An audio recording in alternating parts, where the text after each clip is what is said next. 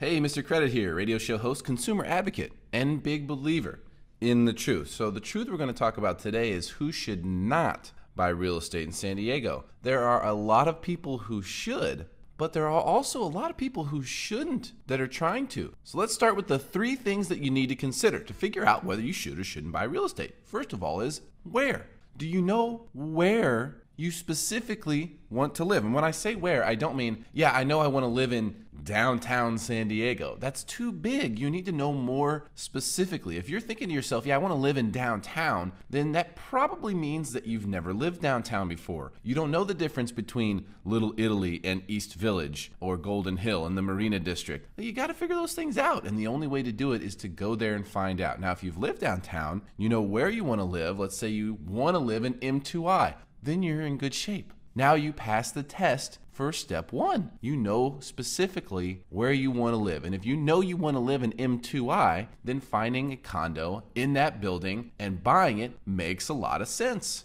Number 2, of course, is the affordability versus your needs. Now, a lot of people will screw this up because they're going to buy at the absolute maximum that they qualify for. And that's a surefire way to get yourself in trouble. Let's take a look at how I think you should use the numbers. Take a look at the monthly mortgage payment for the 30-year fixed. Almost everyone's getting a 30-year fixed. I've done these numbers with a 5%, $500,000 mortgage, okay? 30-year fixed payment is $2,684. And you might be thinking to yourself, I could afford that if I cut back on this and, didn't do that and my car will be paid off soon. And if that's the way you're thinking, that's a really bad sign. Here's what I want you to do. Take a look at the 20-year fixed payment. In this case, 5%, $500,000, 20 years, is $3,820. If you look at the 20-year payment and it's unaffordable for you, but the 30-year payment is affordable, you are walking a very thin line. You are one small financial mishap or misfortune from being in a really bad situation where you're going to face a foreclosure or short sale. Well, this doesn't mean you need to get the 20-year mortgage. This just means that if the 20-year mortgage payment is affordable,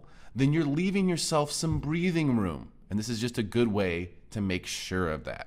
Last but not least is the effect on your finances of the down payment. The down payment is something that doesn't necessarily need to be there. I mean, if you're getting a VA loan, you can literally buy a house with no money down.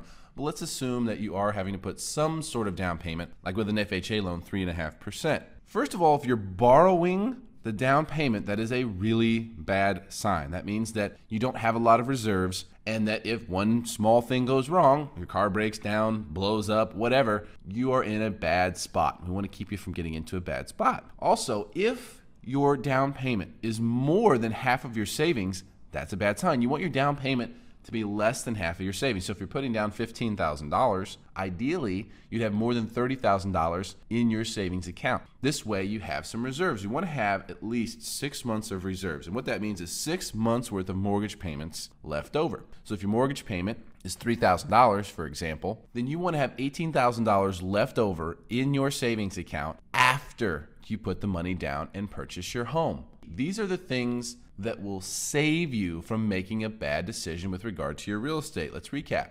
Do you know specifically where you want to live? Are you able to comfortably afford a home that meets your needs? Is the down payment going to wreak financial havoc on your savings? Or is it just half or less of the amount that you have saved? And have those 6 months reserves. Believe me on this one, that will save you a ton in the long run. Remember, you don't have to go at this alone. All you have to do is email me through mrcreditradio.com. I'm happy to help you any way I can. This is Mr. Credit, over and out.